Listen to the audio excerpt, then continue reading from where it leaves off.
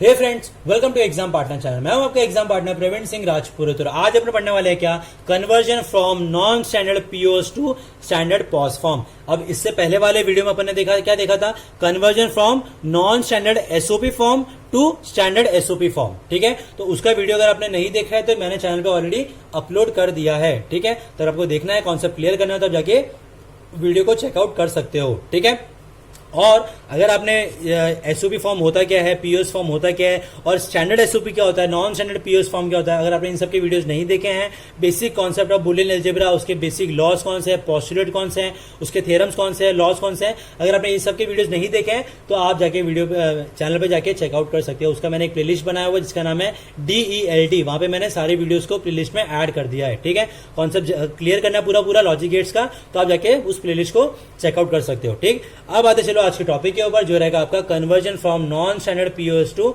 Standard POS form. ठीक, तो सबसे पहले क्या करेंगे, क्वेश्चन देखते हैं कि क्वेश्चन किस तरीके से आपको लिखा होगा। Convert the expression y equals to a plus B dot a plus C dot b plus C bar into standard POS form. मतलब क्या हुआ यहाँ पे, नॉन स्टैंडर्ड मतलब क्या होता है कि जो भी आपके यहाँ पे सम ऑफ प्रोडक्ट, जो भी आपके यहाँ पे प्रोडक्ट ऑफ सम है, ठीक है, उनमें आपके तीनों के तीनों इनपुट अवेलेबल होने चाहिए। जैसे देखो यहाँ पे a प्लस बी है, यहाँ पे a प्लस सी, यहाँ पे b प्लस सी है। तो सबसे पहले आपको फाइंड आउट करना है क्या, कि यहाँ पे कौन सा टर्म मिसिंग है, यहाँ पे कौन सा टर्म मिसिंग है, और यहाँ पे कौन सा टर्म मिसिंग है, और उसको अपने को यहाँ पे लाना है कैसे भी करके। तो कैसे लाएंगे, चलो इसके सोल्यूशन पे देखते हैं कि सोल्यूशन किस तरीके से आया। Step number 1, find the missing literal for each term, यानी हर एक जो आपका टर्म है वहां पे आपको फाइंड आउट करना है क्या, कि कौन सा इनपुट यहाँ पे मिसिंग है। तो देखो a प्लस बी है, कौन सा मिसिंग है, c, यहाँ पे a प्लस सी है तो कौन सा मिसिंग है, b प्लस सी बार है, यहाँ पे कौन सा मिसिंग है, a। तो अपने को ये सब लाना अपने को।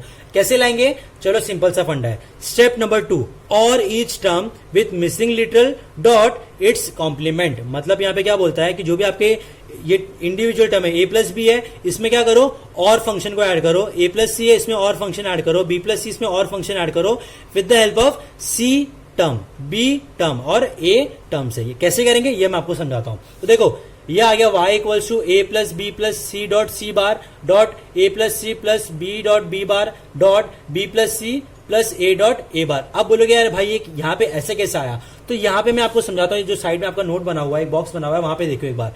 देखो a plus B plus C dot C bar मैंने लिखा, ठीक है। इसका जो आंसर आएगा कैसे आएगा, a प्लस बी आएगा। कैसे आएगा ये मैं आपको समझा रहा हूँ।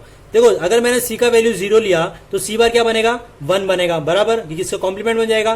तो देखो जब मैं डॉट कर रहा हूं, यानी c की वैल्यू 0 है, c बार की वैल्यू 1 है, तो 0 डॉट अगर मैं 1 करूंगा तो मुझे आंसर क्या मिलता है, 0 मिलेगा। तो देखो a plus B plus 0 dot 1 करूंगा तो आंसर क्या मिलेगा, a प्लस बी। मतलब अगर मैं a plus B plus 0 dot 1 करूंगा तो मुझे चलेगा यहाँ पे, ये इक्वेशन को मैं कंसिडर कर सकता हूँ। पक्का, श्योर, ठीक है। चलो ये यानी आपको समझ में आ गया, जो मिसिंग टर्म है उसी को आपको c डॉट सी बार करना है। यहाँ पे b मिसिंग है तो plus b dot B bar, यहाँ पे a मिसिंग है तो plus a dot a bar आ गया। समझ में आया। अब आते हैं स्टेप नंबर 3 के ऊपर, that is simplify the expression to get the standard POS form. अब ये किस तरीके से करेंगे, तो देखो y equals to a plus, ये मेरा आ गया as it is form. Now अब यहाँ पे एक पार्ट आता है, यहाँ पे एक थोड़ा सा एक फॉर्मेट है क्या, कि अगर a plus B dot C है, ठीक है, अगर इसको थोड़ा सिंप्लीफाई करना है प्रोडक्ट, ये मेरा किसमें, प्लस फॉर्म में, यानी दो वेरिएबल यहाँ पे a और b c, ठीक है, ये प्लस फॉर्म में। मुझे क्या करना है, इसको मल्टीप्लीकेशन में लाना है, डॉट में लाना है। तो मैं क्या करूंगा, a डॉट b, देखो ये सॉरी, ये आ गया a plus B dot a plus C, यानी मैं क्या करूंगा, a और b को ऐड करूंगा, फिर डॉट a प्लस सी कर दूंगा। यहाँ पे मैं इस तरीके से करूंगा। मतलब यहाँ पे क्या हो जाएगा, जैसे देखो a plus B plus C dot C bar है, बराबर।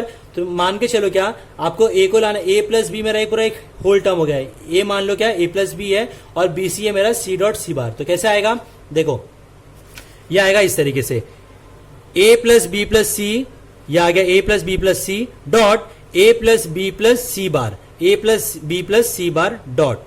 अब इसके लिए आ जाओ, a plus C plus B bar, a plus C plus B dot a plus C plus B bar, a plus C plus B bar dot, ये आ गया dot as it is, b plus C bar plus a, ये आ गया b plus C bar plus a dot b plus C bar plus a bar, ये आ गया b plus C bar C, sorry यहाँ पे आ जाएगा मेरा क्या, b प्लस सी बार आएगा, ठीक है, b plus C bar plus a bar. समझ में आ रही अच्छी तरीके से, इतना क्लियर हुआ, पक्का, श्योर, ठीक है। अब इसके आगे अपने को आपको एक फॉर्म बताता हूँ क्या, जहाँ पे आपका मल्टीप्लीकेशन का रूल है।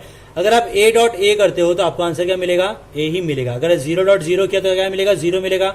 1.1 किया तो आंसर क्या मिलेगा, 1 मिलेगा, बराबर। तो उसी तरीके से अगर a plus B plus C dot A plus B plus C करता हूं तो मुझे आंसर क्या मिलेगा, a plus B plus C. अगर मैंने a plus B plus C bar dot A B plus C bar plus A, या ये मेरा सेम है, देखो A B C bar, A B C बार, ये मेरा सेम है, इसको मल्टीप्लाई किया तो आंसर क्या मिलेगा, सेम मिलेगा, ए plus B plus C bar. तो उसी तरीके से अगर आपका ये पार्ट देखोगे आप, यहां पे मैं आपको क्लियर करता हूं पूरा।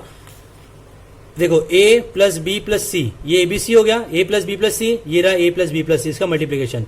फिर a plus B plus C bar, a plus, कहां पे है मेरा, a plus B plus C bar, दो टर्म मेरे सेम है यहाँ पे, मतलब यहाँ पे मेरा क्या बन जाएगा वो y equals to A plus B plus C dot A plus B plus C bar, और रिमेनिंग जो मेरे दो टर्म थे वो एज इट इज आ जाएंगे, यानी कि a plus B bar plus C, A bar plus B plus C bar. तो ये यहाँ पे मेरा क्या आ गया, एक स्टैंडर्ड पीओएस फॉर्म। मतलब क्या हुआ यहाँ पे कि आपके हर एक यहाँ पे जो टर्म है, जितने भी यहाँ पे प्रोडक्ट ऑफ सम है, देखो ए बी सी आ गया, ए बी सी बार आ गया, ए प्लस बी बार सी आ गया, ए बी सी तीनों यहाँ पे आ गया। मतलब हर एक यहाँ पे टर्म में मेरे यहाँ पे तीनों के तीनों इनपुट मेरे यहाँ पे अवेलेबल है। समझ में आया? तो इस तरीके से यहाँ पे आपको conversion from non standard POS form to standard POS form कैसे निकालना है, आपको मैंने स्टेप बाय स्टेप पूरा अच्छी तरीके से कॉन्सेप्ट क्लियर कर दिया है। समझ में आया? ठीक है, अब आने वाले वीडियो में अपन क्या पढ़ेंगे, concept of mean terms and max term, यानी मीन टर्म्स क्या होते हैं, मैक्स टर्म क्या होते हैं, उनको किस तरीके से रिप्रेजेंट किया जाता है, ये अपन आने वाले वीडियो में देखने वाले हैं। तो आज के लिए बस इतना ही। Thank you so much video देखने के लिए। अगर आपको वीडियो अच्छा लगा तो लाइक कर दो, कमेंट कर दो, सब्सक्राइब कर दो। अगर आप इस चैनल पर नए हो तो सब्सक्राइब करना भूलना मत और बेल आइकन प्रेस करना भूलना मत, क्योंकि आगे बहुत सारे वीडियो जो DELD में आने वाले। Thank you so much, have a nice day.